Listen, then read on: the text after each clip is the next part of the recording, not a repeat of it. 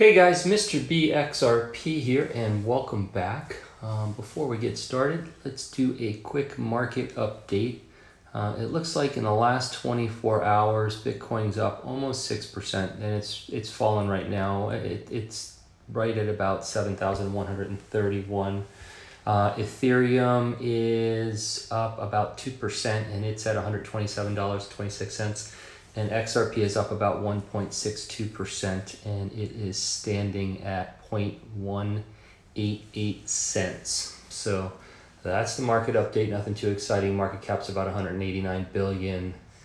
And I think this time last year was probably closer to about 105, 110 billion. So we're certainly up in market cap, but you don't really judge things by market cap in this business, but it is a metric that a lot of people look at. So I saw a few interesting tweets this morning that I wanted to share with you. This one was from CoinDesk, and they are at CoinDesk on Twitter. And the headline was, Federal Reserve Governor Lael Brainard has warned that Facebook-led Libra project faces stiff regulatory challenges and that there's a question mark over one of its core concepts.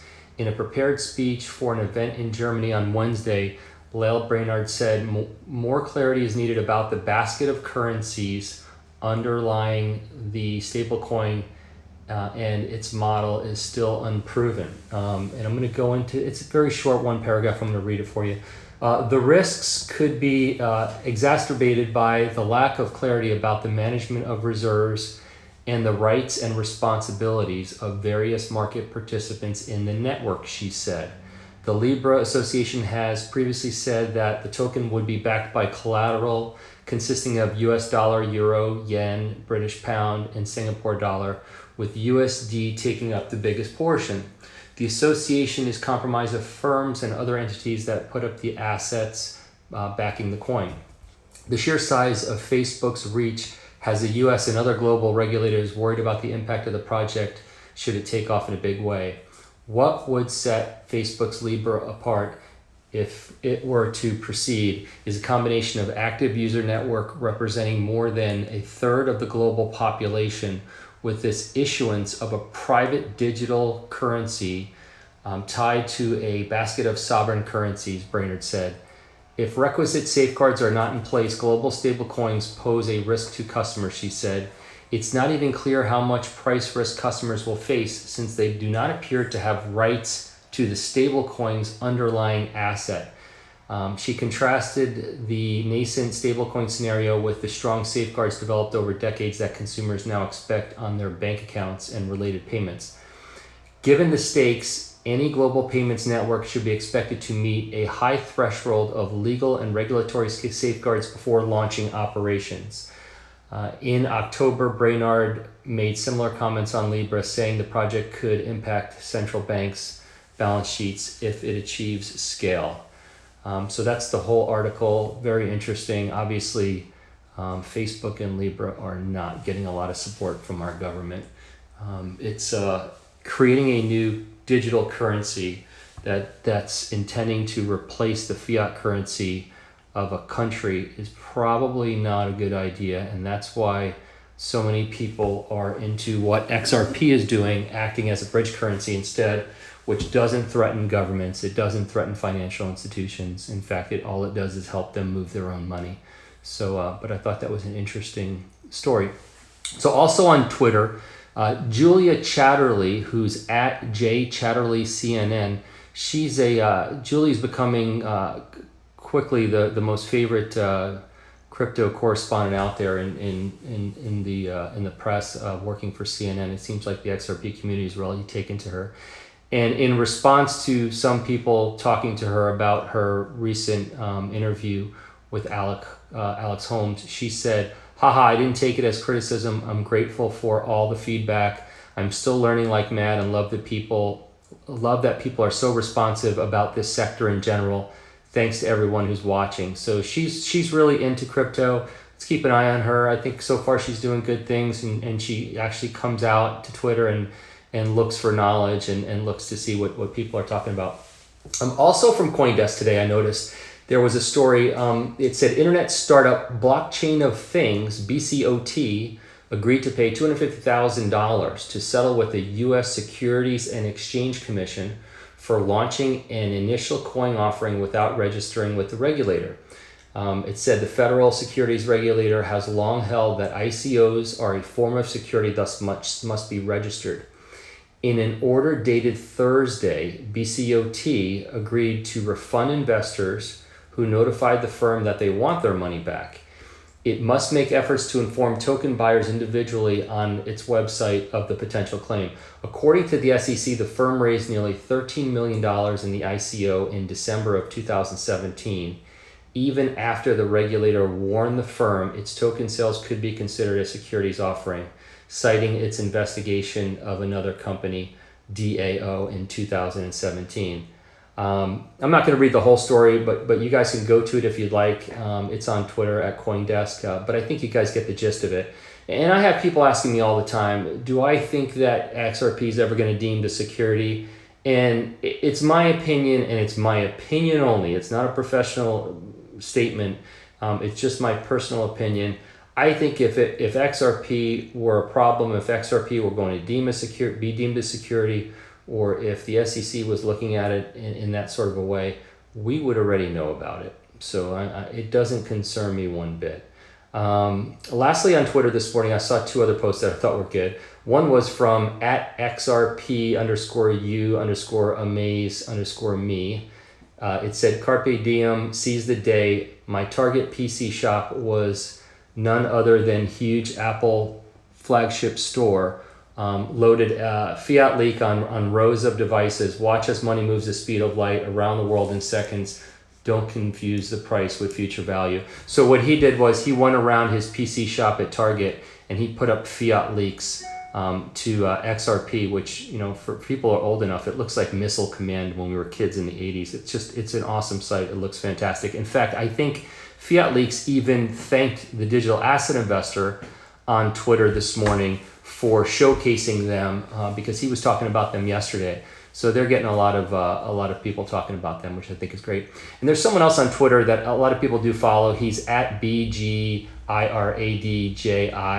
And he said, MoneyGram is already legally using XRP instantly without holding any money with a third party. I can't even give my brother Bitcoin without tying up my money for 45 minutes. 2020 is right around the corner, and I can't agree with him more. In other news, I saw, I was actually watching a video this morning by Rob Art. Most everyone knows Rob in the Twitter community. He's a trader. He used to make videos, stopped making videos, but he started making videos again, and they're actually really good and educational. His video this morning was excellent. I recommend everybody check it out and subscribe to Rob. Rob referenced a Bloomberg interview with Brad Garlinghouse that was posted by the amazing Bank XRP, who's at Bank XRP. You need to follow him on Twitter and follow his YouTube channel as well. He's a never-ending supply of amazing information. In this video, Brad refers to the fact that we're at mile 2, and this was a month ago. Mile 2 of a marathon, and for those who don't run and don't know how long marathons are, I think they're 26.2 miles to be exact. I think most people would hear that we're at mile 2 of a 26-mile run and get very disappointed and upset. But what you have to understand is in Brad's marathon analogy, you know, the end of the marathon is total, utter mass adoption. Which may be long after you've cashed out all of your XRP or a portion of your XRP, depending on your personal cash out plan.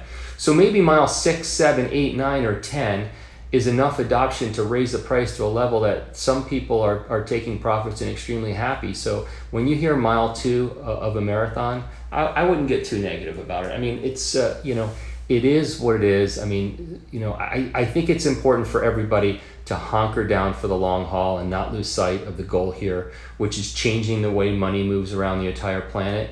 But it's taken longer than most people expected and will probably take even longer than most people want. But the most important thing is that we get there. And for the people who have too much invested and need it to happen immediately, they probably need to reassess their situation.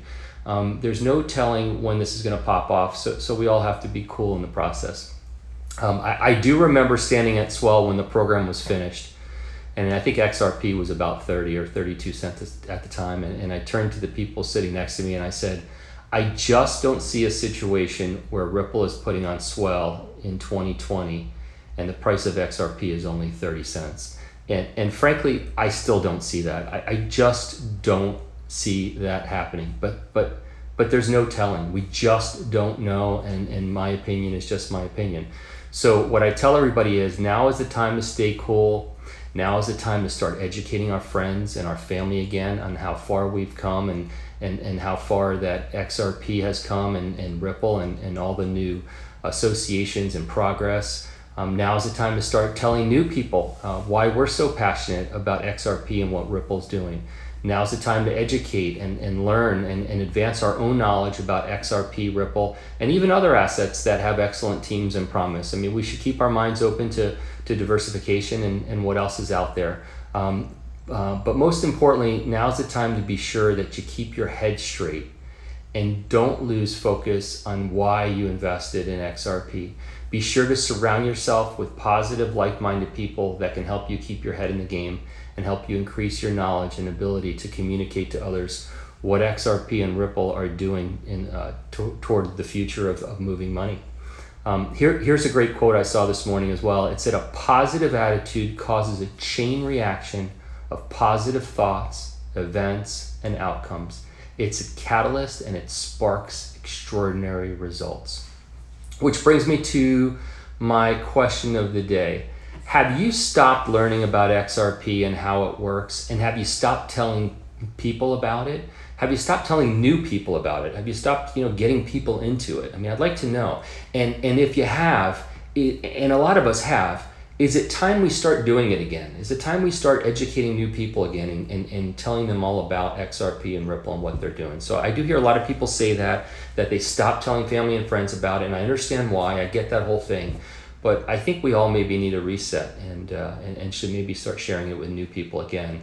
But anyway, I'd like to know, have you stopped doing it and will you start doing it again? Tonight is our first live stream in our Patreon group. We have an XRP investor who invested $50,000 in 2013 who will be telling his story, and I can tell you it's a wild story, and you probably want to hear it. Even though we're planning on doing one live stream each month, we actually have another one tomorrow of an industry CEO. So we're going to have 2 back-to-back live streams going on. If you're looking for positive-minded, serious digital asset investors, please check out our group in the description of this video. And yesterday, we also launched a Telegram group to go with it. Lastly, our Patreon membership is only $4.99 a month, and it includes all of our videos ad-free, all of our live streams, our new Telegram, and much, much more. I am not a financial advisor. I'm not an accountant. I'm not a crypto expert. And I'm not a railroad conductor, although I do think I met one this morning in our Telegram group. These are my opinions only and do not make any financial decisions based on anything I say. This video is intended for entertainment purposes only. Please like, subscribe, and hit the notifications button, please, and share with anybody you think who might do the same. Everybody have a fantastic day, and thank you so much for listening.